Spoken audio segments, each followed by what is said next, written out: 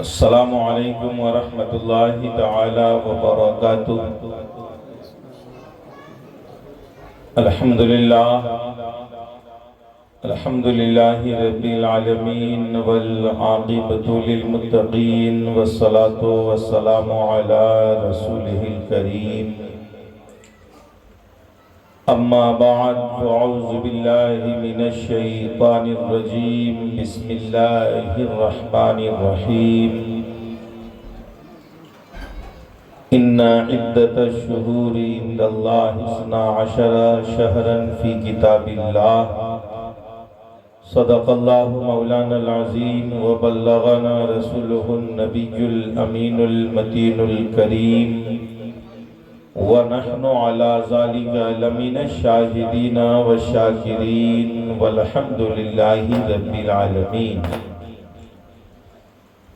بڑے ہی ادب و احترام کے ساتھ حبیب پاک صاحب الاولاق سید عالم جناب احمد مجتبی محمد مصطفیٰ روح فدا صلی اللہ علیہ وسلم کی مقدس بارگاہ میں درود پاک کا ہدیہ پیش کریں، بآواز بلند پڑھیں، اللہم صلی علی سیدنا و شفیعنا و مولانا محمد بارک وسلم، صلو علیہ صلاۃ و سلاما علیک یا رسول اللہ صلی اللہ تعالی علیہ وسلم۔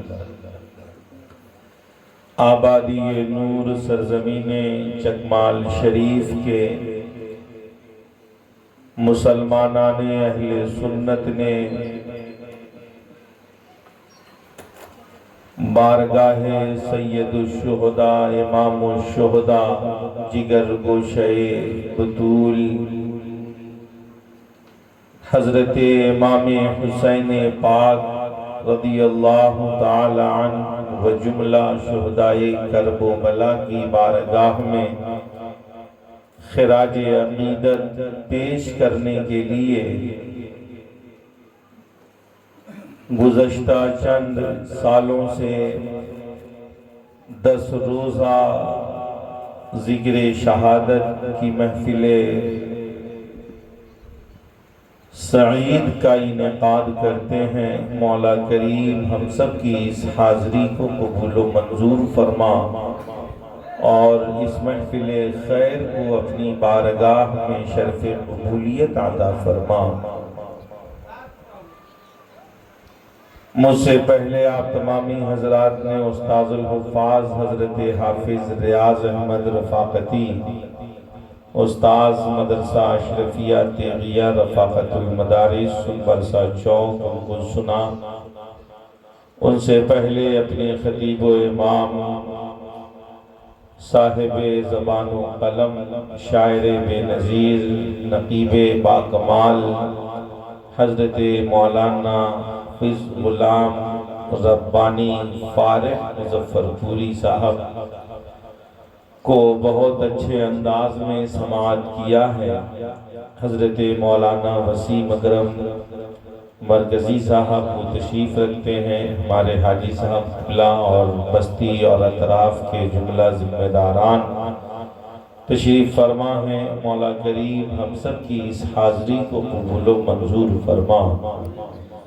سرورہ شاہ کریمہ دستگیرہ اشرفہ حرمت روح پیمبر یک نظر کن سوئے ماں، اے اشرف زمانہ زمانے مدد نما، درہائے بسترا ذکلید کرم کشا، اشرف نہنگ دریا دریا بسی ندارد، دشمن ہمیشہ پرغم بازکر دوست دارد، صاحب لطف بے کرام مدد نوشہ بزم عارفاں، مدد قطب عالم شہ رفاقت حسین، ازبع اشرف زمان مدد، مثال مصطفیٰ کوئی پیمبر ہو نہیں سکتا، ستارہ لاکھ چمکے مہر انور ہو نہیں سکتا، تجلی ذات کی ہے جلوے رخسار احمد میں، ہنسی ایسا کوئی اللہ اکبر ہو نہیں سکتا۔ بڑوں میں سب سے پہلے جس نے تصدیق رسالت کی، صداقت میں کوئی صدیق اکبر ہو نہیں سکتا۔ نبی کے یار اور انصار سب افضل ہیں عالم میں، مگر مثل علی کوئی برادر ہو نہیں سکتا۔ حبیب کبریا کے جانشین فاروق و عثمان ہیں، کوئی ان خاصگان حق کا ہمسر ہو نہیں سکتا۔ چڑھایا جن کو کاندھے پر رسول اللہ نے اکثر، کوئی ہم رتبہ شبیر و شبر ہو نہیں سکتا۔ کوئی ہو متقی و عالم و زاہد زمانے میں، مگر آل محمد کے برابر ہو نہیں سکتا۔ ہوا تو اشرفی مداح سلطان دو عالم کا، نصیبے کا کوئی ایسا سکندر ہو نہیں سکتا۔ درود پاک پڑھ لیجئے، اللہم صلی علی سیدنا و شفیعنا و مولانا محمد بارک وسلم، صلو علیہ صلاۃ و سلام علیک یا رسول اللہ صلی اللہ علیہ وسلم۔ مائک آپریٹر اگر آپ سسٹم کے پاس ہیں تو ایکو کو کم کریے اور بیس کو بھی کم کریے۔ مائک آپریٹر ہے ایکو کے پاس، اور ٹریبل جس کو جھنکار کہتے ہیں اس کو تھوڑا سا بڑھائیے، اور ایکو کو ہو سکے تو بالکل 1 سے 2 پوائنٹ ہی کر کے رکھیے تو ٹھیک رہے گا۔ درود پاک پڑھیے، اللہم صلی علی سیدنا و شفیعنا و مولانا محمد بارک وسلم، صلو علیہ صلاۃ و سلام علیک یا رسول اللہ صلی اللہ تعالی علیہ وسلم۔ سورہ توبہ میں قرآن پاک میں رب پاک نے فرمایا، ان عدت الشہور عند اللہ 12 شہرا فی کتاب اللہ، بے شک مہینوں میں اللہ کے نزدیک 12 مہینے ہیں۔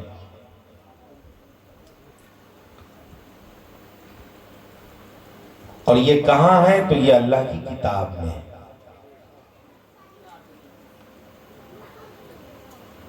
اسی آیت میں آگے رب نے فرمایا کہ ان 12 مہینوں میں 4 مہینے حرمت والے۔ حرمت والے سے مراد کہ اس 4 مہینے میں جو انسان گناہ کرتا ہے اس گناہ کی سزائیں اور اس گناہ کی سختی بڑھا دی جاتی ہے، اور جو انسان نیکی کرتا ہے اللہ پاک ان نیکیوں کو بھی بڑھا دیتا ہے۔ منع کیا گیا ہے کہ 4 مہینوں میں کسی پہ ظلم نہ کیا جائے، تو کیا اس کے بعد ظلم کیا جائے؟ تو ظلم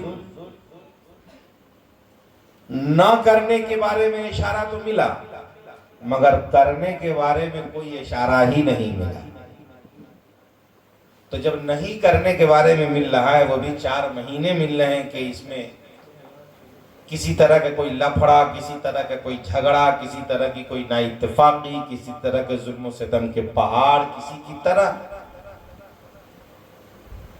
کا کوئی ایسا کام نہ کیا جائے کہ جس کام سے انسانی نقصان بھی ہو اور اللہ اس کے رسول کی ناراضی کا سبب بنتا۔ تو وہ مہینے کون کون سے ہیں؟ تو اللہ کے پیارے نبی صلی اللہ تعالی علیہ وسلم نے فرمایا وہ مہینے 4 مہینے ہیں پورے سال میں۔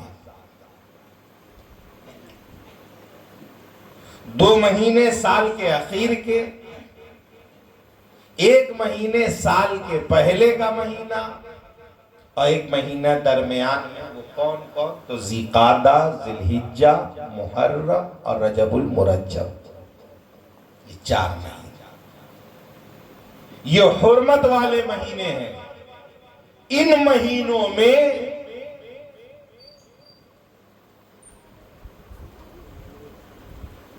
انسان اگر لڑائی کرتا ہے تو اگر کوئی مسلمان ان مہینوں میں لڑے گا تو وہ ہارے گا، غیبی مدد سے وہ محروم رہے گا۔ آپ کہیے گا کس سے لڑیں ہم کو لڑنا کس سے ہے؟ تو کس سے لڑیں گے آپ؟ اپنوں سے تو لڑنا نہیں ہے، اس ظلم کے خلاف لڑنا ہے۔ اب انہی مہینوں میں کوئی اگر آپ پہ ظلم کیے جا رہا ہے اور اس ظلم کو آپ سہ رہے ہیں اور سہتے سہتے بھی اگر اپنی جان کو نچھاور کر دے رہے ہیں آپ، تو اللہ رب العزت دیکھ رہا ہے، مارنے والا ہارا ہوا مانا جائے گا اور مرنے والا قیامت تک جیتا ہوا تسلیم کیا جائے گا۔ یہ دنیا بھر کی اللہ کو، اللہ کے پیارے رسول کو نہ ماننے والوں کی ایک پلاننگ ہے کہ انہی 4 مہینوں میں ایسے ایسے کام کرو تاکہ یا تو مسلمان سامنے آئے نہیں، اور اگر وہ آئیں بھی تو پھر ان کے آنے سے ان کا نقصان ہو، فائدہ نہ ہو، کیونکہ حرمت والے مہینے میں لڑنا منع ہے۔ آپ عالمی پیمانے پر جب اس کو نوٹس کریں گے، جب کوٹ کریں گے اور حملوں کو پڑھیں گے آپ کہ آج یا حملہ وہاں کا حملہ، ادھر کا حملہ، فلسطین پہ حملہ، ادھر حملہ، ادھر حملہ، جب یہ سب پہ نظر ثانی کریں گے آپ تو انہی 3 مہینوں میں زیادہ تر نظر آئے گا۔ یہ آدھا میں، ذی الحجہ میں، ان مہینوں میں، انہی مہینوں میں زیادہ لگے گا۔ کیوں؟ ان کا مقصد یہ رہتا کہ اس میں اگر وہ لڑیں گے تو لڑنا تو اسلام میں پہلے سے منع ہے ہی ہے، اور اگر مسلمان لڑے گا تو اب اس پہ سختی اور کی جائے گی، وہ سخت گناہ کرے گا، اور اس گناہ کا وہ اس قدر وہ گناہ کے دلدل میں وہ خود بھی ملوث ہو جائے گا کہ ان مہینوں کے احترام نہ کرنے کی وجہ سے وہ بھی پریشان حال ہے۔ اصل مقصد یہ ہے، حضرات محترم ذہن کو حاضر کریں، ہم اسلام میں 2 آپشن دیا گیا ہے، 2 آپشن، ایک کو کہتے ہیں رخصت اور ایک کو کہتے ہیں عزیمت۔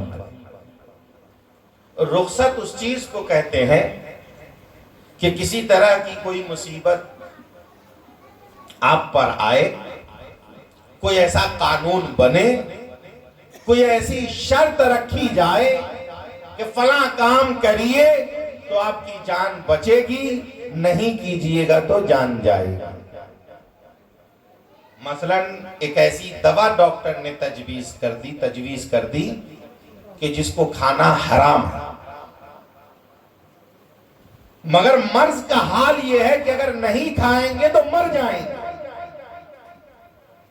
تو فقہا یہی رخصت کا سہارا لے کر اجازت دیتے ہیں کہ جان بچانا فرض ہے، اس لیے جان بچانے کے لیے اس حرام چیز کو بھی کھا کر اپنی جان بچا لی۔ یہ رخصت ہے۔ مگر عزیمت کیا ہے کہ جان جاتی ہے تو جائے، ہم نہیں کھائیں گے، اس لیے کہ مریں گے اپنے وقت پر، مریں گے اپنے وقت پر۔ اور یہ کیا گارنٹی ہے کہ اس حرام چیز کو ہم کھائیں گے تو اچھے ہو ہی جائیں گے؟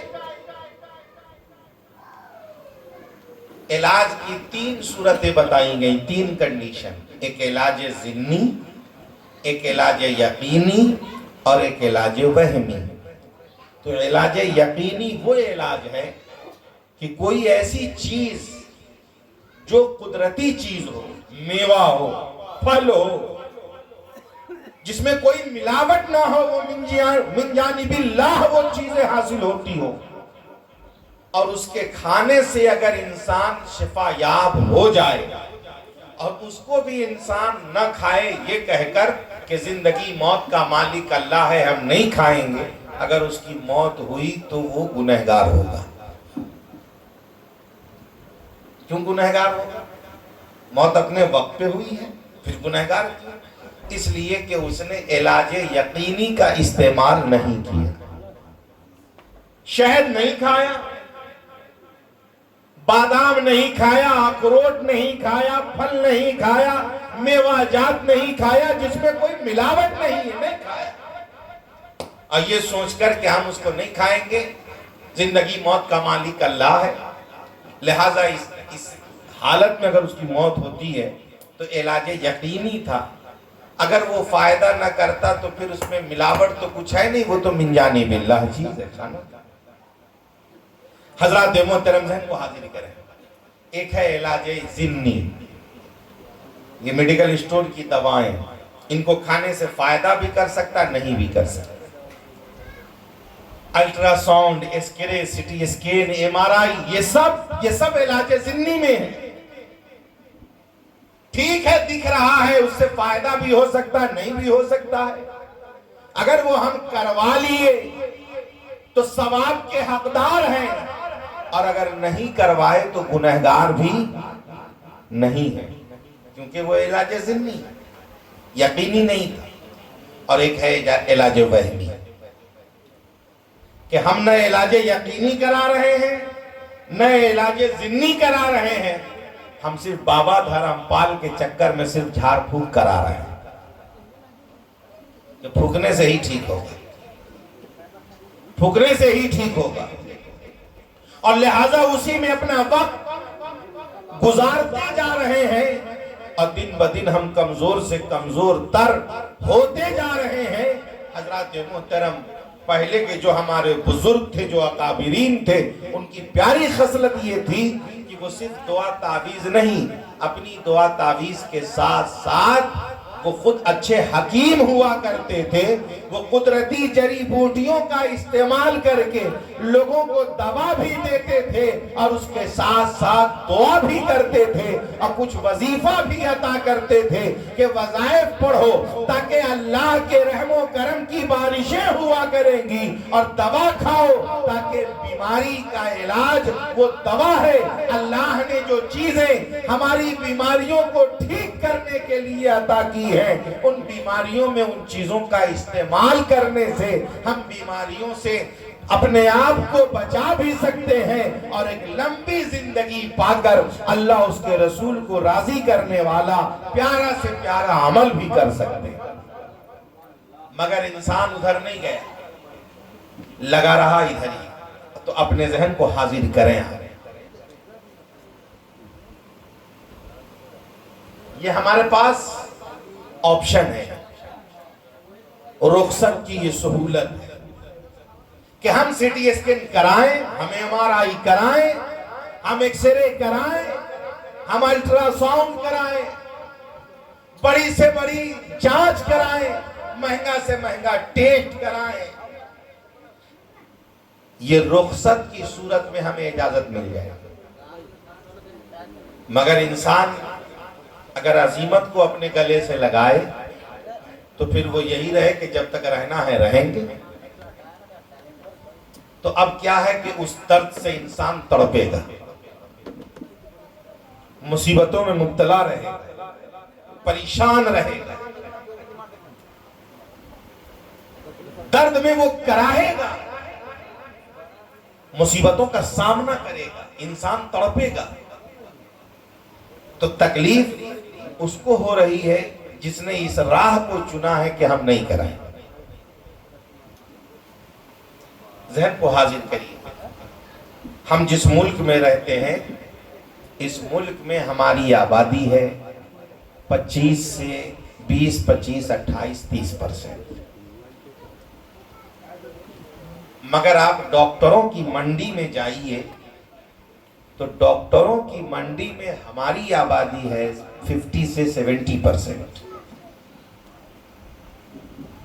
50% تو ہم ہیں. ڈاکٹر کے چیمبر میں جائیے آپ, ڈاکٹر کے ہال میں جائیے آپ, جہاں ڈاکٹر بیٹھتے وہاں بیٹھیے, جا کر دیکھیے کہ اگر 10 مریض بیٹھا ہے تو اس میں 5 مریض مسلمان بیٹھا ہے. جب ہم 20% ایسے تھے تو ہم کو وہاں بھی 10 میں 2 ہی رہنا چاہیے. جب ہم ایسے کم ہیں تو ہم کو وہاں بھی کم رہنا چاہیے. مگر ہم یہاں بھی کم ہیں اور وہاں زیادہ ہیں. مطلب بیماری کی لائن میں ہم زیادہ ہیں. اس کی وجہ کیا ہے؟ ہم نے اللہ کو ایک مانا ہے, اللہ کے پیارے رسول صلی اللہ تعالی علیہ وسلم کے مقدس دین پہ عمل کیا ہے. لہذا سب سے بڑا کام ہمارا یہ ہے کہ ہم نے اللہ کے پیارے رسول پہ ہم ایمان لائے. مگر اس کے باوجود بھی پریشان زیادہ ہم ہوں گے پریشان, ہم ہوں گے پریشان. کیونکہ جس کا ایمان مضبوط ہوتا ہے آزمائشیں بھی زیادہ اسی کے ساتھ ہوتی ہیں. جس کے یہاں ایمان جتنا مضبوط ہے آزمائش انہی کے ساتھ زیادہ ہے. مگر اس آزمائش کی گھڑی میں صبر و شکر کے ساتھ بہتر راستہ نکالنا ایک سچے مسلمان کی سچی نشانی ہے.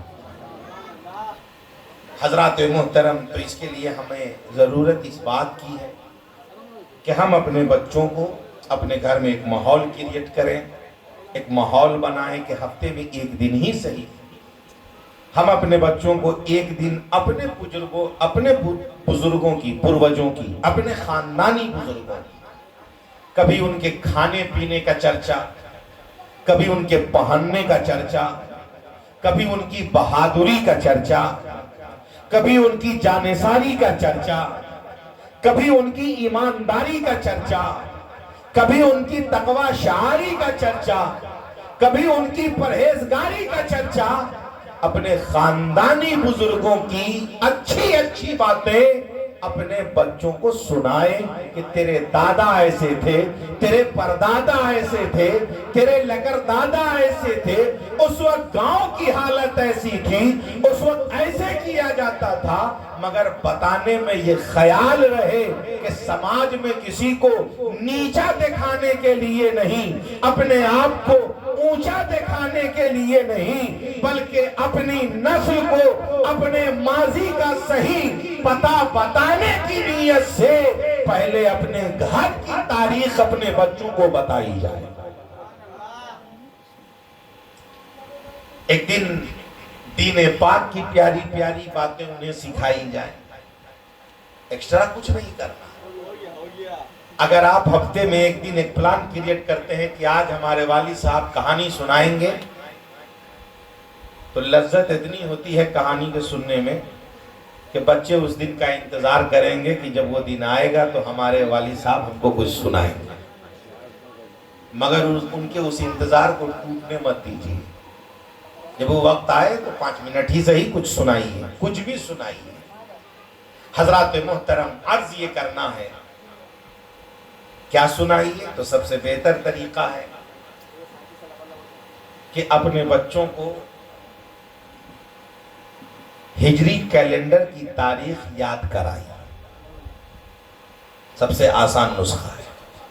اس کے یاد کرانے سے فائدہ کیا ہوگا کہ جب جب یہ تاریخیں آئیں گی تو اس تاریخ پہ فوراً تاریخ اسلام کا ہر چیپٹر ان کے سامنے آ جائے. آج بچوں کو کتنی تاریخیں یاد رہیں؟ رمضان کا روزہ ختم ہوا, چاند نکلا, کل ہو کے عید ہے, پہلی تاریخ.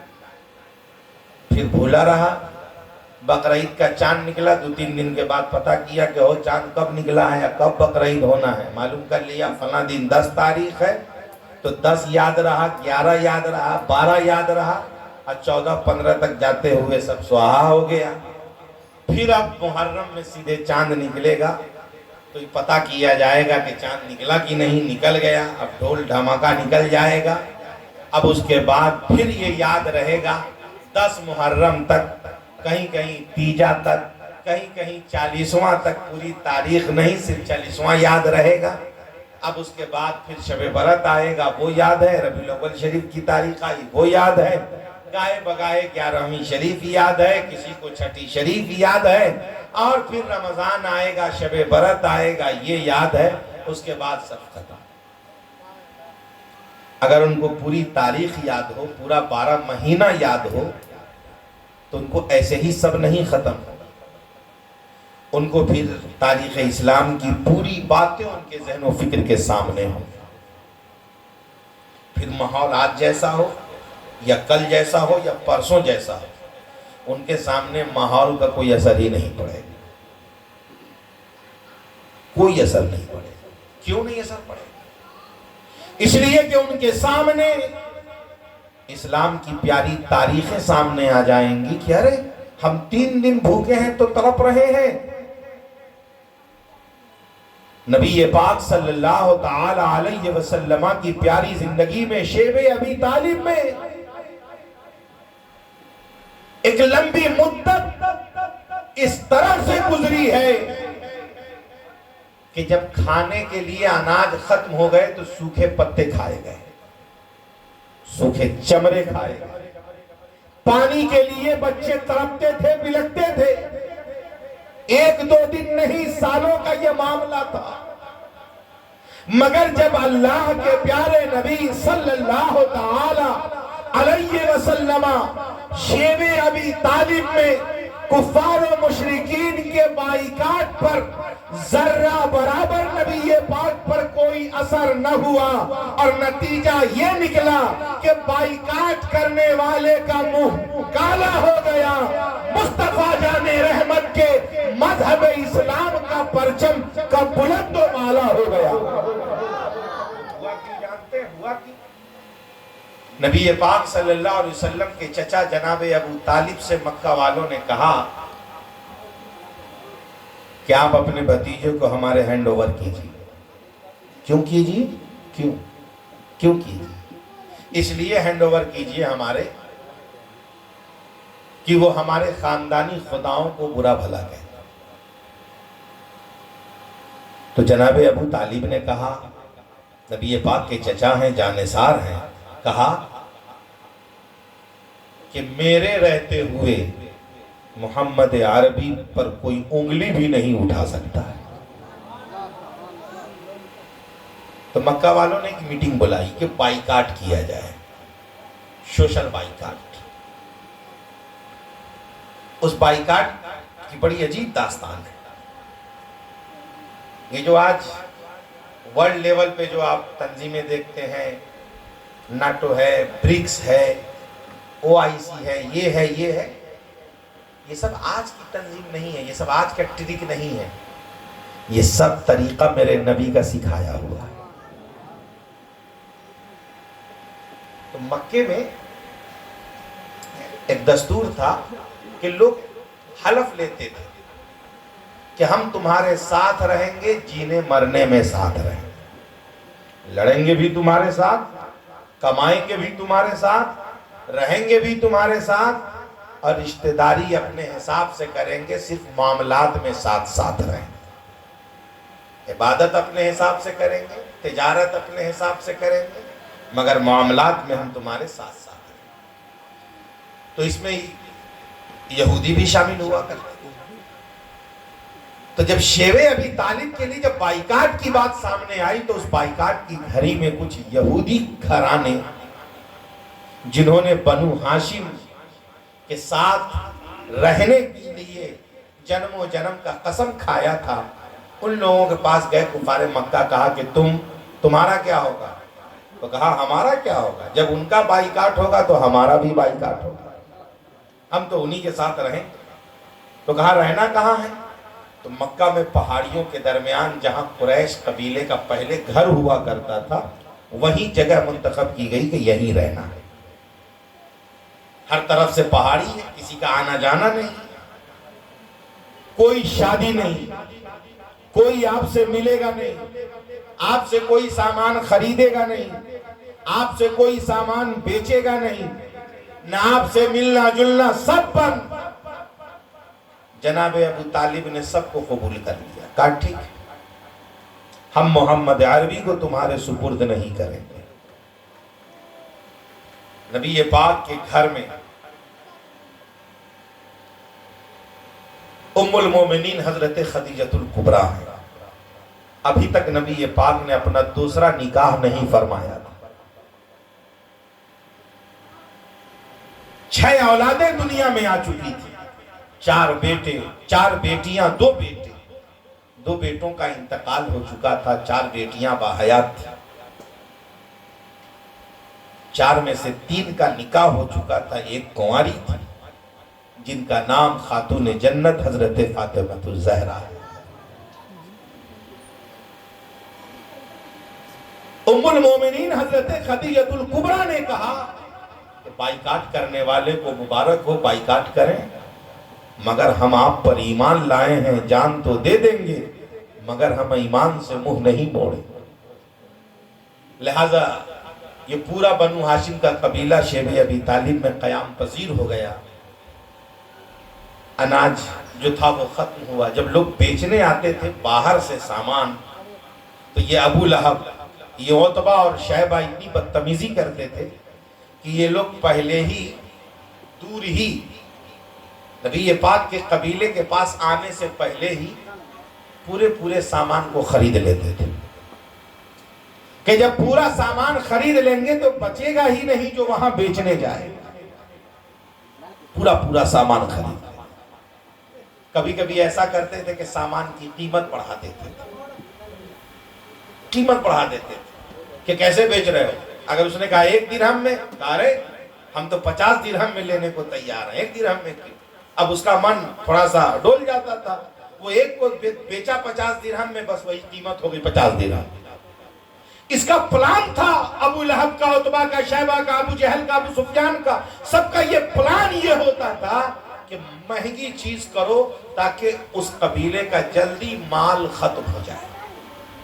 بھوک سے تڑپیں، پیاس سے تڑپیں، کھانے پینے کے لیے تڑپیں گے، ترسیں گے، تو کہیں مذہب اسلام کی تبلیغ و اشاعت کو بند کر دیں، وہ ختم ہو جائیں گے، اسلام ختم ہو جائے۔ ایک معاہدہ نامہ تیار ہوا۔ اس کے بارے میں مورخوں نے 2 روایتیں بیان کی ہیں۔ ایک کی کہ اس معاہدے نامے کو ابو جہل کی ماں کے پاس دیا گیا، اس نے سنبھال کے رکھا، اور ایک روایت کی کہ اس معاہدے نامے کو اس نے باضابطہ خانہ کعبہ کے چھت میں لٹکا دیا کفار و مشرکین نے۔ زمانہ بیتتا گیا، اللہ کے پیارے نبی صلی اللہ علیہ وسلم کو وحی آئی۔ نبی پاک نے اپنے چچا سے کہا کہ چچا جان، جو معاہدہ لکھا گیا تھا اس میں ساری تحریریں دیمق نے چاٹ لی ہیں، صرف اللہ کا نام باقی۔ کہا یہ کس نے کہا؟ تو نبی پاک نے کہا یہ اللہ پاک نے کہا ہے۔ کہا تو پھر میں ان سے کہوں کہ لاؤ معاہدے نامے کو سامنے لاؤ، اگر تم کہتے ہو خدا ہے نہیں تو لاؤ اس کو سامنے، اگر ہے نہیں تو وہ ختم کرایا کس نے؟ جناب ابو طالب مکہ آئے، مکہ آ کر ذمہ داروں سے ملے اور کہا معاہدہ نامے کو سامنے لاؤ۔ کہا کیا کرنا ہے؟ کہا میرے بھتیجے نے کہا ہے کہ اس معاہدے نامے میں جہاں جہاں اللہ لکھا ہے وہ تحریر باقی ہے، اس کے علاوہ ساری تحریر کو دیمق نے چاٹ لیا ہے۔ تو مشرکین مکہ نے کہا کہ اگر ان کی یہ بات غلط نکلی تو کیا اپنے بھتیجے کو میرے حوالے کیجئے گا؟ تو جناب ابو طالب نے کہا کہ آج تک اس کی کوئی بات غلط ثابت ہوئی ہے تو بتاؤ، اور اگر تمہیں لگتا ہے تو اگر اس کی یہ بات غلط ثابت ہو گئی تو ہم محمد عربی کو تمہارے سپرد کر دیں گے، لاؤ۔ لوگ گئے لانے، جیسے ہی اس کو لا کر کھولا جا رہا ہے، لوگ خوشی میں ہیں کہ ارے یہ تو ابو جہل کی ماں کے پاس ہے یا خانہ کعبہ کے چھت میں ہے، بروایت دیگر۔ کہا وہاں کیسے دیمک پہنچے گا؟ لوگ خوشی خوشی لائے، کھول رہے ہیں، تو جیسے ہی پڑھ رہے ہیں تو دیکھ کیا رہے ہیں کہ ساری تحریریں غائب ہیں، صرف اللہ پاک کا نام باقی ہے۔ جناب ابو طالب نے کہا معاہدہ ختم ہوا، وہ بائیکاٹ کا زمانہ پورا ہوا، اب ہم لوگ اپنے اپنے گھروں میں قیام پذیر ہو جائیں، مگر یاد رکھیے گا کہ وہ دن ایسے تھے کہ جب کھانا مضبوط نہ ملے تو انسان کمزور ہو جاتا، انسان طاقتیں کم جاتی ہیں، ہر چیز کی طاقت، چلنے پھرنے کی طاقت، سوچنے کی طاقت، دیکھنے کی طاقت، سمجھنے کی طاقت، ہر چیز کی۔ آپ کو حیرت ہوگی کہ آپ ہر دن ایک کھجور نہیں کھا پاتے، آپ ہر دن ایک کھجور نہیں کھا پاتے، مگر آپ کسی بڑے شہر میں جائیے، کسی بڑے شہر میں جائیے،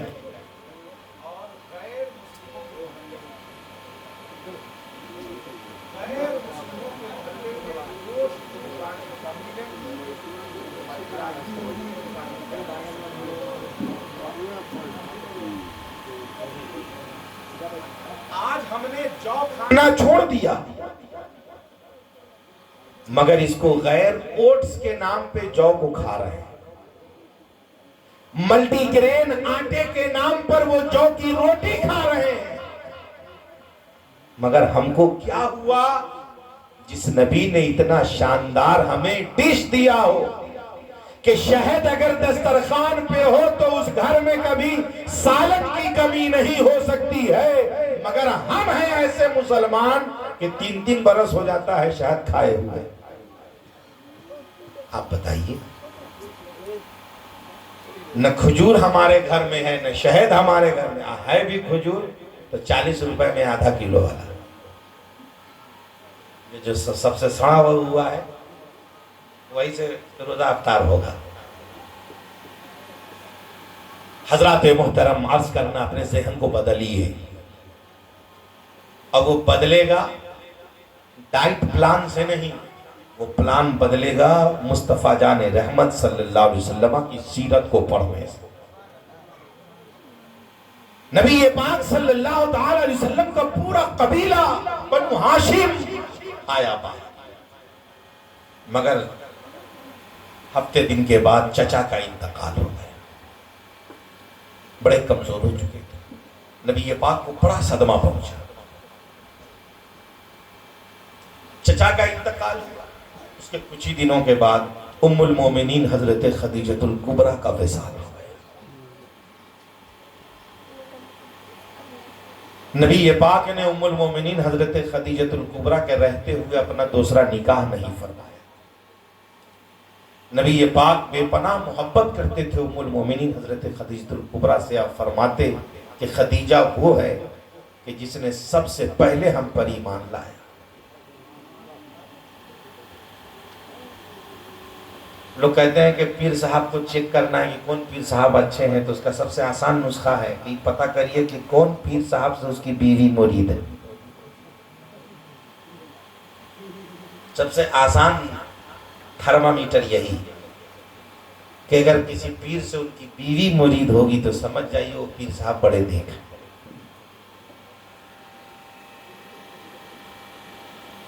ام المومنین حضرت خدیجۃ الکبریٰ کے سامنے نبی پاک نے جب پیش کیا دین کو، تو سب سے پہلے جس نے نبی کے دین پر ایمان لایا وہ ذات حضرت ام المومنین خدیجۃ الکبریٰ کی پیاری ذات۔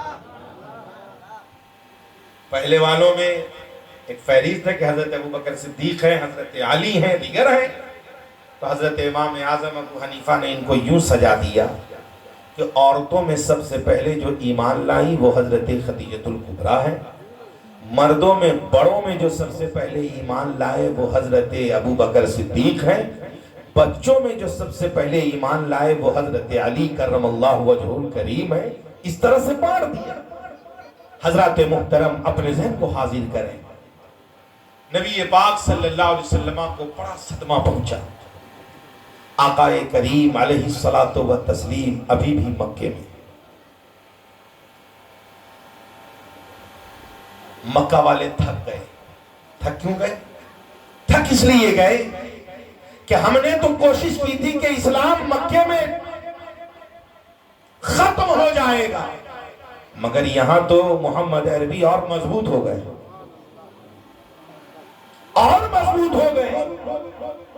لہذا اب پلان یہ بننے لگا کہ نبی پاک صلی اللہ علیہ وسلم کو مکے میں ہی شہید کر دیا جائے۔ یہ پلان کہ اب مکے میں ہی شہید کر دیا جائے۔ یہ بڑا پلان تھا، بڑا پلان تھا۔ اب پلان کس کے گھر تیار ہوا پتا ہے؟ یہ پورا پلان جو میٹنگ ہوئی وہ ابو سفیان کے گھر، ابو سفیان کے گھر، سردار تھا مکے۔ لوگوں نے مشورے دیے کیا کرنا چاہیے، کیسے کرنا چاہیے۔ کسی نے کہا چلو قتل کرتے ہیں، کسی نے کہا پکڑتے ہیں، کسی نے کہا جلا وطن کر دیتے ہیں، جس کو جو سمجھ میں آئے سب کہا۔ اس میں شیطان بھی شامل تھا۔ تو لوگوں نے کہا نہیں، چلو ان کو ابھی ان کے گھر کو گھیرتے ہیں، ان کو قتل کرتے ہیں۔ تو شیطان کہتا ہے یہی سب سے اچھی رائے ہے، بہتر رائے یہی۔ لوگ آ گئے، گھیر لیے چاروں طرف سے، تیاری میں تھے کہ گھر میں داخل ہوں گے، چلائیں۔ نتیجہ کیا نکلا؟ اللہ پاک کا حکم ہوا مکہ کو چھوڑ دینے کا۔ مہینہ ربیع الاول کا تھا۔ کون سا مہینہ تھا؟ ربیع الاول کا مہینہ تھا،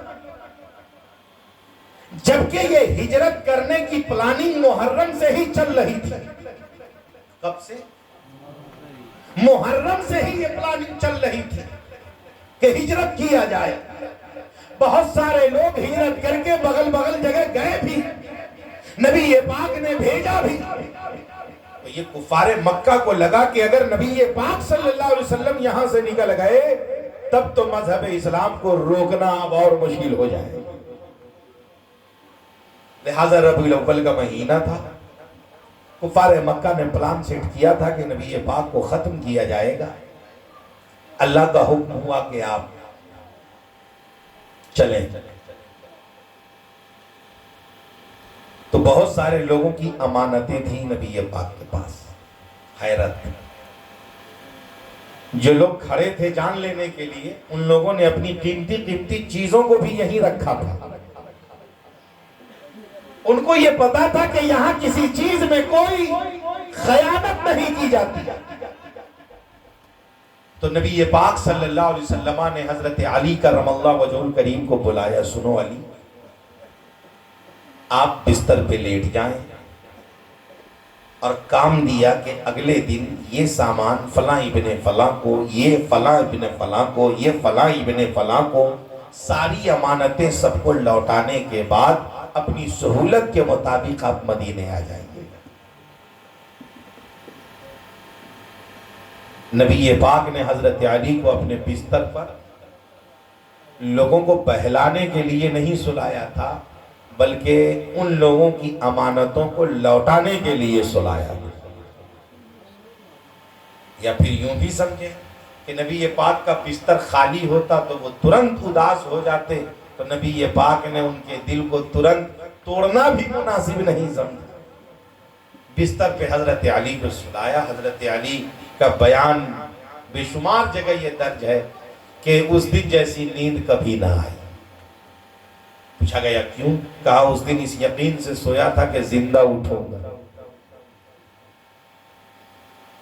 اس دن اس یقین سے سویا تھا کہ زندہ اٹھوں گا۔ کہا کیوں؟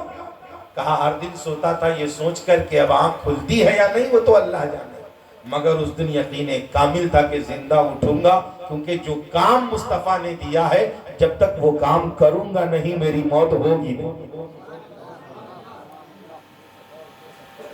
جب تک وہ کام کروں گا نہیں میری موت ہوگی نہیں۔ ہم لوگ کس دور میں جی رہے ہیں؟ ہم لوگ کس دور میں جی رہے ہیں؟ حضرات محترم اپنے ذہن کو حاضر کریں، نبی پاک صلی اللہ علیہ وسلم جب نکلے تو تیز آندھی چلی، لوگوں کے آنکھ میں کیڑے یہ کنکر پتھر سب پڑنے لگے، لوگ اپنے اپنے آنکھ کو مسلنے لگے، اور نبی پاک بڑی آسانی کے ساتھ نکل گئے۔ یہ رحمت للعالمین ہے، نکلے تو دل کو صدمہ پہنچا کہ لوگوں کے آنکھوں میں کنکر پتھر پڑے ہیں، تکلیف ہوئی ہوگی۔ اللہ نے یہ ذمہ داری اپنے ذمہ لے لی کہ وہ آپ نے نہیں کیا، وہ سب کچھ ہماری جانب سے۔ نبی پاک صلی اللہ علیہ وسلم پر انعام رکھ دیا گیا کہ جو ان کو گرفتار کر لے گا انعام سے مالا مال ہو جائے گا۔ لوگ اپنے اپنے گھوڑے کو لے کر علاقے بھر میں دوڑ پڑے، ہر طرف سب کا نشانہ مدینہ تھا کہ مدینہ ہی کی طرف وہ گئے، لہذا سب تو نہ آ سکا پیچھے، مگر ایک شخص سراقہ نامی ایک سپاہی بہت قریب تک پہنچا، اتنے قریب پہنچا کہ اب وہ حملہ کر دیتا۔ اللہ کے نبی نے زمین کو حکم دیا کہ اس گھوڑے کو پکڑ لو، تو جیسے حکم کا ملنا تھا کہ اس کا سراقہ کا گھوڑا زمین میں دھنس گیا۔ دھنسا، جب گھوڑا زمین میں دھنسا تو وہ بھی دھنسا تو گر گرانے لگا، کہنے لگا حضور معاف کر دیجئے، محمد عربی ہمیں معاف کر دیجئے، ہم آپ کو اب آپ کا پیچھا نہیں کریں گے، ہمیں معاف کر دیجئے۔ اللہ کے پیارے نبی معاف کر دیتے، اس کا گھوڑا پھر زمین سے چھوٹ جاتا تھا مگر پھر پیچھا شروع کر دیتا۔ نبی پاک نے پھر اس کو گرفت میں لی، جب وہ پھر گرفت میں آیا پھر وہ گرایا، ایسا 3 مرتبہ وہ مسلسل کیا، مگر ہر بار جب اس نے دھوکے کی نیت سے دیکھا تو اللہ کے پیارے نبی صلی اللہ علیہ وسلم چھوڑ کے آگے بڑھنے لگے۔ تو سراقہ کہتا ہے اب آخری بار، اب میں آپ کو گرفتار نہیں کروں گا بلکہ میں آپ کی محبت میں گرفتار ہو چکا۔ اس کے دل میں عظمت اسلام کا چراغ روشن ہو چکا ہے، وہ مصطفیٰ جان رحمت کا اب دیوانہ بن چکا ہے۔ نبی ناز رحمت تشریف لے گئے، اب وہ اپنے گھوڑے کو واپس لے کر وہ مکے میں پہنچا، لوگوں کو لگا وہ گرفتار کر کے آئے، مگر وہ تو اپنے ساتھ وہ عظیم دولت لے کر آیا ہے کہ جس دولت سے وہ یہاں بھی کامیاب ہو گیا اور کل میدان محشر میں بھی وہ کامیاب ہو جائے۔ حضرات محترم، الاختصار، نبی پاک نے موقع کتنا دیا، کتنا موقع دیا، مگر نقصان کس کا ہوا؟ موقع جس کو دیا جا رہا تھا وہ بار بار اپنے ارادے کو بدل رہا تھا، مگر وہ اپنے ارادے میں کامیاب نہ ہوا۔ اس لیے کامیاب نہیں ہوا کہ اللہ کے پیارے نبی صلی اللہ علیہ وسلم کا جینا اور نبی پاک کا مشن پاک، اللہ کی وحدانیت اور نبی پاک اپنی رسالت کے پرچم کو بلند و بالا کرنے میں لگے تھے، تو جو بھی رکاوٹیں سامنے آئی وہ سب کی سب ناکام ہو گئی اور مذہب اسلام کا پرچم بلند و بالا ہوگا۔ اس سے یہ سبق ملتا ہے کہ ہم جب اللہ اس کے رسول کی رضا کے لیے کوئی کام کریں گے تو رکاوٹیں کنارے ہٹ جائیں گے۔ یہ سبق ملتا ہے۔ اللہ کے پیارے نبی نے ایک نسخہ ہمیں عطا کیا ہے کہ جو ہم پہ رسمن بھی درود پڑھتا ہے وہ میری توجہ میں رہتا ہے۔ اب آپ بتائیے کہ جو اللہ کے رسول کی توجہ میں رہتا ہو وہ حادثات کا شکار ہو سکتا ہے، وہ مصیبتوں کا شکار ہو سکتا ہے۔ اب مصیبت اگر اس کے پاس آئے تو وہ گھبرائے نہیں، وہ کہے مولا یہ آزمائش کی گھڑی میں صبر عطا کرنا، ہم تیری اس آزمائش میں ہم راضی ہیں، بس یہ وقت گزر جائے۔ مگر اپنے خالی اوقات کو بلا وجہ فطور کو دماغ میں پالنے سے بہتر ہے لا الہ الا اللہ محمد الرسول اللہ صلی اللہ علیہ وسلم کی کثرت کیجیے، خوب پڑھیے، آپ فری رہیے، خوب پڑھیے، کسی کو کہیے نہیں کہ ہم پڑھتے ہیں، اگر پڑھتے بھی ہیں تو کسی کو کہیے نہیں، کبھی کبھی من کرے گا، دل کرے گا اندر سے کہ ہم کہیں کہ ہم آج اتنی مرتبہ کلمہ پڑھ لیے، تب نہیں، کوئی آپ سے پوچھے گا کہ آپ کلمہ پڑھتے ہیں تو کہا یہ تو اللہ کی شان ہے کہ اللہ جس بندے سے پڑھوا لے، ہم لوگ کیوں جائیں ڈھول پیٹنے، اس لیے آپ بھی پڑھیے، ہم بھی پڑھیں، سب پڑھیں، خوب پڑھیں، جتنا ہو سکے اتنا پڑھیں، بغیر گنے پڑھیں، تسبیح لے کے مت پڑھیے، بنا تسبیح کے پڑھیں، بنا تسبیح کے پڑھیے، اور پھر جب پڑھتے رہیے گا اس کا جو ریزلٹ آئے گا پھر وہ ہم کو بتائیے بھی نہیں، وہ خود آپ محسوس کیجئے گا اور مست رہیے گا۔ اس لیے کہ جب آدمی کے بینک میں 3-4 کروڑ رہتا ہے تو کسی کو کہتا نہیں، بولے کسی کو کہتا ہے؟ آدمی کا اگر جیب کھڑا رہتا ہے، پیسہ پورا رہتا ہے تو کسی کو کہتا ہے کہ ہمارے پاس 50 لاکھ روپیہ ہے قرضہ لیجئے گا، ہمارے پاس 5 لاکھ روپیہ ہے خرچ کرائیے گا، کسی کو کہتا ہے؟ نہیں، کہتا ہے کہاں ہے، کچھ نہیں ہے۔ تو جیسے دولت کو انسان چھپاتا ہے، حالانکہ اس کو آپ لاکھ چھپائیے، مرنے کے بعد وہ آپ کا نہیں، وہ بٹے گا، اور زیادہ چھپا کے رکھے ہیں تو وہ آپ کے آل اولاد کو بھی نہیں ملے گا، اگر زیادہ چھپا کے رکھ دیے ہیں تو وہ آپ کے آل اولاد کو ملے گا بھی نہیں، اب وہ آپ کو بھی نہیں ملا۔ اور نیکیوں کو اگر آپ چھپا کے رکھے ہیں تو ان نیکیوں کی برکت سے دنیا بھی روشن ہے، قبر بھی روشن ہے، اور کل میدان محشر میں بھی بیڑا پار ہے۔ پھر لوگ آپ پہ غور کریں گے کہ کیا بات ہے، انسان بہت ڈیولپ کر رہا ہے، کیسے ہو رہا ہے، کس طرح سے ہو رہا ہے۔ تو انسان 10-10 آدمی بیٹھ کر آپ پر میٹنگ کرے گا کہ کیسے پڑھ رہا ہے، اور آپ بڑی تیزی میں بڑھتے جا رہے ہیں۔ حضرات محترم، عرض یہ کرنا ہے کلمے کی کثرت کیجئے۔ اللہ کے پیارے نبی صلی اللہ تعالی علیہ وسلم مدینہ منورہ تشریف، مدینہ میں آنے کے بعد بہار کے دن آ گئے، بہار کے دن آئے، بہت شاندار۔ مکہ والوں کو لگا کہ اٹیک کیا جائے، یہ لوگ بڑے چین سے رہ رہے ہیں۔ ہجرت کا دوسرا سال تھا، کون سال؟ رمضان کا مہینہ تھا۔ دیکھیے ٹارگٹ کس مہینے کو رکھا؟ رمضان کا مہینہ، کہ لوگ روزے میں ہوں گے، اس وقت لڑیں گے بھی تو روزے کی حالت میں کتنی دیر لڑیں گے۔ کربلا میں پلان یہ بنایا گیا تھا کہ دانا پانی بند ہوگا، کھانا پانی بند ہوگا، دانا پانی بند ہوگا، تو بھوکے پیاسے وہ کتنی دیر لڑیں گے۔ مگر پہلے بدر میں یہ پلان بنایا گیا تھا کہ جب مہینہ رمضان کا ہوگا لوگ روزے سے رہیں گے۔ کیوں؟ کھانا بند کرنے کا پلان کیوں نہیں بنایا؟ اس لیے کہ شیب ابی طالب میں یہ لوگ دیکھ چکے تھے کہ بھوک پیاس کی شدت کا کوئی اثر نہیں پڑے گا۔ یہ لوگ دیکھ چکے تھے کہ گھروں کو گھیر کر محمد عربی پہ حملہ کر دیا جائے، یہ نہیں ہو سکتا ہے، کیونکہ مکے میں ہم لوگ گھر گھیر کے کھڑے تھے مگر نبی پاک نکل گئے، پتہ نہیں چلا۔ اس لیے اب یہ تھا کہ پورے مدینے کو لوٹا جائے، پورے پہ حملہ کیا جائے، پلان یہ تھا۔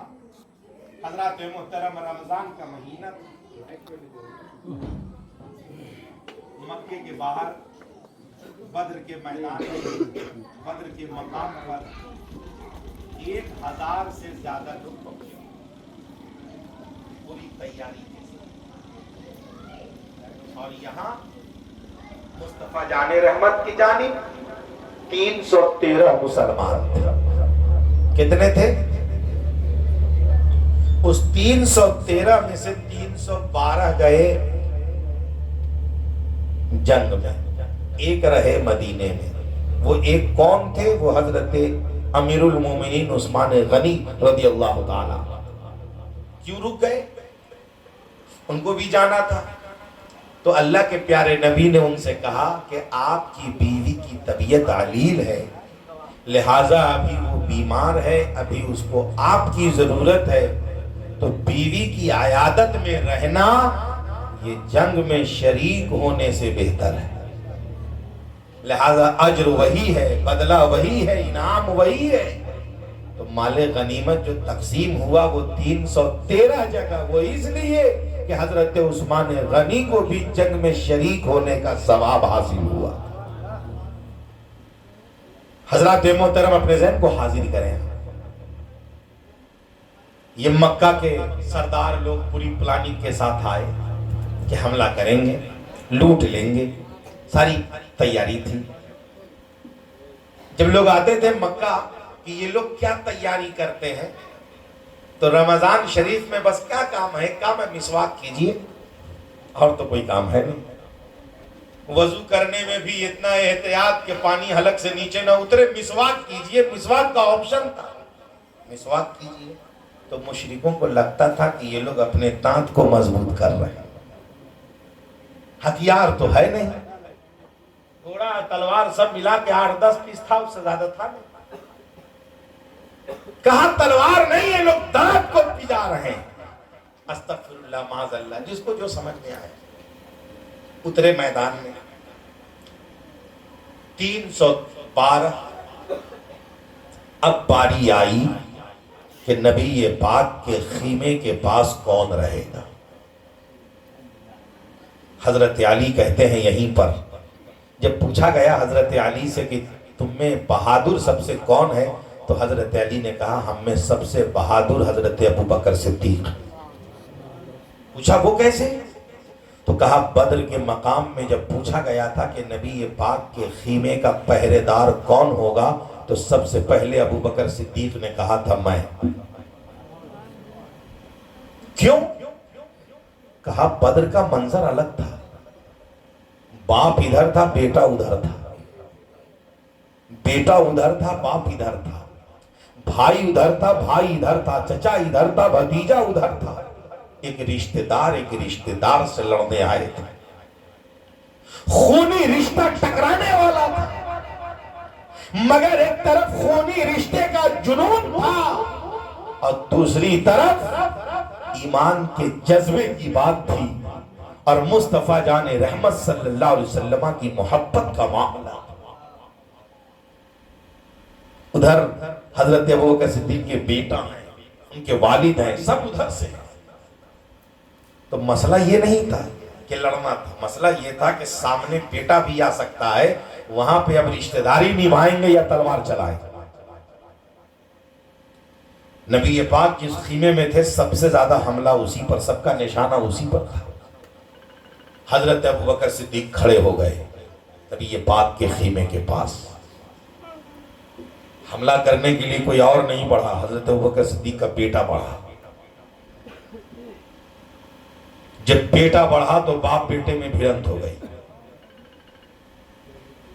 باپ بیٹے پہ تلوار چلا رہا ہے، بیٹا باپ پہ تلوار چلا رہا ہے، مگر باپ کو بیٹا نہیں پلٹ پایا، بلکہ بیٹے ہی کو زمین پر باپ نے حضرت ابوبکر صدیق نے لٹا دیا اور سینے پہ سوار ہو گئے، تلوار اٹھا دی. خیمے سے آواز آئی ابوبکر ٹھہر جاؤ. جیسے ہی آواز آئی ابوبکر ٹھہر جاؤ، حضرت ابوبکر اپنے سینے سے ہٹ گئے، بیٹے کے سینے سے. تو بیٹا کہتا ہے ہم بیٹا ہیں اس لیے ہمیں چھوڑ دیے، مگر ہم آپ کے سینے پہ اگر سوار ہوتے تو ہم آپ کو باپ سمجھ کے نہیں چھوڑتے، ہم تو جان لے لیتے. تو ابوبکر صدیق نے فرمایا تم یہ مت سمجھو کہ ہم نے تم کو بیٹا سمجھ کے چھوڑا ہے، جس کی محبت میں ہم تیرے سینے پہ سوار تھے اسی کی صدا نے ہماری تلوار کو روک دیا ہے. تمہیں کیا لگتا ہے ہم بیٹا سمجھ کے چھوڑے؟ یہ تو ہمارے نبی نے کہا ابوبکر ٹھہر جاؤ، اس لیے میں ٹھہر گیا. ورنہ میں ٹھہرنے والا نہیں تھا۔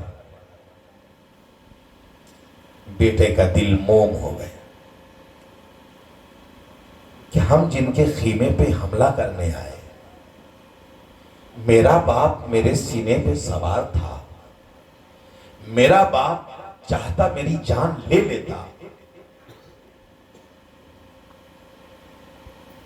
محمد عربی نے ہمیں روک دیا، ہمیں بچا دیا۔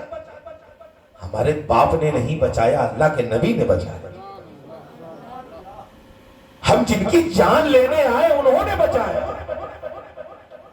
ہم جن کا سامان لوٹنے آئے اس ذات نے بچایا۔ ابو بکر کے بیٹے کے دل میں مصطفیٰ جان رحمت کی محبت بیٹھ گئی۔ یہ حضرت ابو بکر وہ خوش نصیب صحابی ہیں کہ جن کی ماں بھی مومنہ، جن کے بیٹے بھی مومنہ، جن کے والد بھی صاحب ایمان، جن کے بیٹے بھی صاحب ایمان، پورا گھر کا گھر صاحب ایمان۔ حضرات محترم اپنے ذہن کو حاضر کریں، ہجرت کا یہ دوسرا سال تھا۔ کفار مکہ کی بڑی شکست ہوئی، بڑی شکست۔ بھاگ کھڑے ہوئے یہ لوگ میدان سے۔ کیوں؟ 313 نہیں، آسمان سے فرشتے اتر گئے تھے۔ آپ کہتے ہیں کوئی فرشتہ اب نہیں اترے گا؟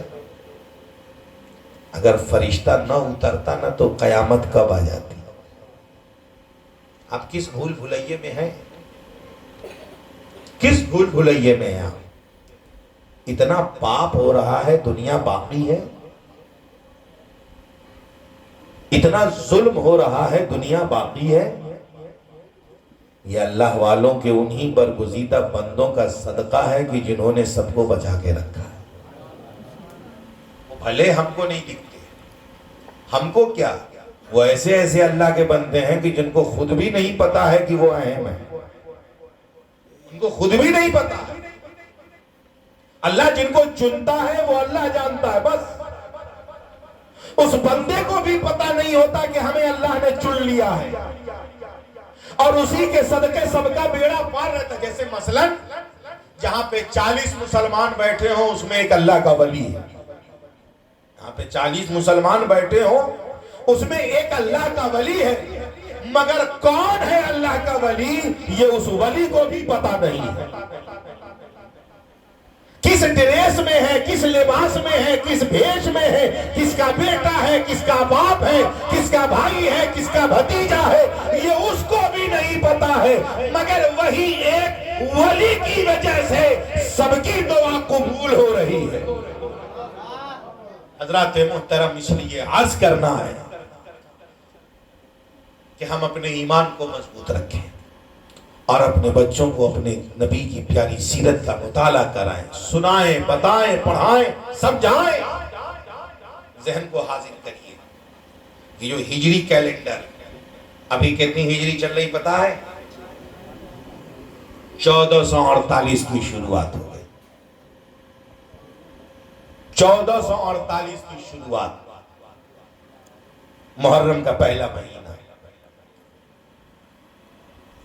یہاں پہ لوگ سمجھاتے ہیں کہ ہجری کیلنڈر 1448 سال پہلے بنا، تو اسلام 1448 سال پہلے آیا۔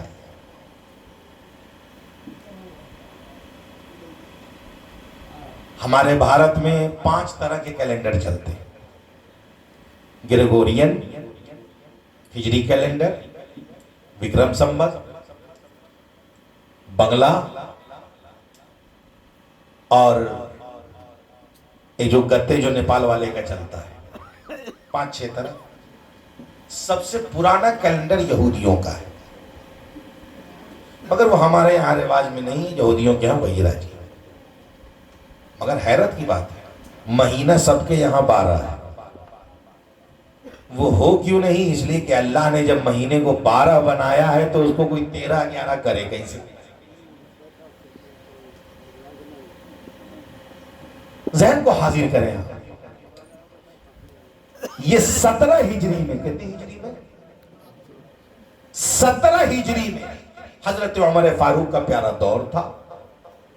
تو حضرت عمر فاروق کے پاس ایک خط آیا، اس خط میں لکھا تھا شعبان اور تاریخ لکھی تھی اور شعبان لکھا تھا، مہینے کا نام، بس تاریخ اور شعبان۔ تو تاریخ کیسے؟ تو ہمارے یہاں تاریخ کی مدت ہے، چاند دیکھیں گے کل ہو کر ایک، اور پھر سے چاند دیکھیں گے تو پھر کل ہو کر ایک۔ تو چاند کے لیے ہے کہ 27 سے 28 دن تک چاند نظر آئے گا، 27 دن تک چاند نظر آئے گا، 28ویں دن نہیں نظر آئے گا، 29ویں دن نظر آئے گا۔ اگر 29 کو نہیں آیا تو 30 کو نظر آنا ہے، مگر 30 کو ہم کو دیکھنے کا آپشن نہیں ہے، بس ہم کو کل سے ایک مان لینا ہے۔ چاند جب تک نظر آیا ہم گنتے رہے، 1 2 3 4 5 6 7 27 تک گئے، 26 تک گئے، چاند کا نظر آنا بند۔ اب پھر جب چاند نظر آئے گا تو اس کے کل ہو کر ایک تاریخ، اسی دن سے مغرب کے بعد سے چاند دیکھے ایک تاریخ شروع، پہلی تاریخ شروع۔ تو تاریخ کا آپشن تھا، مگر ہجری سن کون سا، کس کو فالو کیا جائے؟ تو حضرت عمر فاروق نے ایک میٹنگ بلائی۔ اس میٹنگ میں حضرت علی کرم اللہ وجہ الکریم، حضرت عثمان غنی رضی اللہ تعالیٰ عنہ، حضرت عبد الرحمن بن عوف، حضرت طلحہ اور دیگر بہت سارے صحابی کو اکٹھا کیا حضرت عمر فاروق نے، اور ایک رائے رکھی کہ ہماری رائے ہے کہ تاریخ ہمارے پاس ہے، مہینہ ہمارے پاس ہے، محرم، صفر، ربیع الاول، ربیع الاخر، یہ پورا مہینہ ہے ہمارے پاس، 12 تاریخیں بھی ہمارے پاس ہیں، نہیں ہے تو ہمارے پاس سن نہیں ہے۔ تو سن کی شروعات کی جائے اور کہاں سے لیا جائے؟ اللہ کے پیارے نبی کی پیدائش سے لیا جائے، یا اللہ کے پیارے نبی نے جو نکاح فرمایا وہاں سے لیا جائے، یا اللہ کے پیارے نبی نے جو اعلان نبوت فرمایا وہاں سے لیا جائے، یا اللہ کے پیارے نبی مکہ سے جو ہجرت کر کے تشریف لائے وہاں سے لیا جائے، کہاں سے لیا جائے؟ تو حضرت علی کرم اللہ وجہ الکریم نے کہا ہجرت سے لیا جائے۔ یہ حضرت علی کی رائے تھی کہ ہجرت کو پسند کیا جائے۔ کسی نے کہا اعلان نبوت کو لیا جائے، کسی نے کہا ولادت کو لیا جائے، تو جو حضرت علی نے کہا ہجرت کو، تو سب نے اس بات پر ہاں کر دی کہ حضرت علی کا کہنا درست، حضرت عمر فاروق بھی اس کو سراہے۔ تو اب ہوا کہ مہینے کی ترتیب کیا ہوگی، کیونکہ ہجرت تو ربیع الاول میں ہوا ہے، ہجرت ربیع الاول میں ہوا ہے، تو اگر ہجرت کو لیں گے تو ربیع الاول پہلا مہینہ ہوگا۔ تب اس میں بات آئی کہ نہیں، ہجرت کا چرچا کب سے ہے؟ تو ہوئی بات کہ محرم سے ہے۔ تو کہا جب سے چرچا ہے تب سے لیا جائے۔ تو محرم ہوا پہلا مہینہ اور ذی الحجہ ہوا آخری مہینہ۔ یہ مہینے کی ترتیب دے دی گئی، ہجری سن کو وہاں سے شروع کر دیا گیا۔ حضرات محترم اس سے پہلے والے کو تاریخ میں نبوی سال جوڑا جاتا ہے، اس سے پہلے کو حضرات محترم اس طرح سے کیلنڈر کی، ہجری کیلنڈر کی شروعات ہو گئی، اور آج تک اب یوں سمجھ لیں کہ 1448 سال مکمل ہونے میں، 1447 سال مکمل ہونے میں بھی ابھی 3 مہینہ باقی۔ کتنا مہینہ؟ ہجرت تو اگر پورا کیلکولیٹ کریں گے تو ابھی 3 مہینہ، کیونکہ ربیع الاول میں ہجرت، ابھی 3 مہینہ باقی ہے، وہاں جا کے سال پورا ہوگا۔ مگر ہجری کیلنڈر محرم سے پہلے پہلا مہینہ 10 کو ایکسپٹ کیا گیا ہے، اور یہ خلفائے راشدین نے مانا ہے، صحابہ و تبع تابعین نے مانا ہے، سلف صالحین نے مانا ہے۔ اگر کوئی کہے کہ ہم وہی کریں گے، وہی مانیں گے جو نبی کے زمانے میں ہوا ہو، تو بیٹا یہ ہجری بھی نبی کے زمانے میں نہیں، تو کیا ہجری کو نہیں مانا جائے؟ تو کہا جائے گا نہیں خلفائے راشدین کے زمانے میں ہوا ہے، تو لہٰذا جب خلفائے راشدین کی زمانے کی بات مانی جائیں گی تو ان کے زمانے کی اور بھی بہت ساری باتیں ہیں، سب باتوں کو مانی جائیں۔ حضرات محترم، عرض یہ کرنا ہے کہ ہم اپنے بچوں کو، اپنی نسلوں کو یہ ترغیب دیں کہ ان کو ہجری کیلنڈر کی تاریخ یاد رکھیں، اپنے گھر میں جو کیلنڈر رکھیں وہ کیلنڈر نمایاں رکھیں، اور اتنا نمایاں رکھیں کہ اس میں ہجری کیلنڈر نمایاں ہو، تاکہ ان کو گریگورین کیلنڈر کے ساتھ ساتھ ہجری کیلنڈر کے ذہن میں رہے۔ جب ہجری کیلنڈر ذہن میں رہے گا تو اسلامی تاریخ کے ذہن میں رہے گی۔ 17 رمضان جب آئے گا ذہن میں بات آ جائے گی کہ بدر کی تاریخ یہی بتانا۔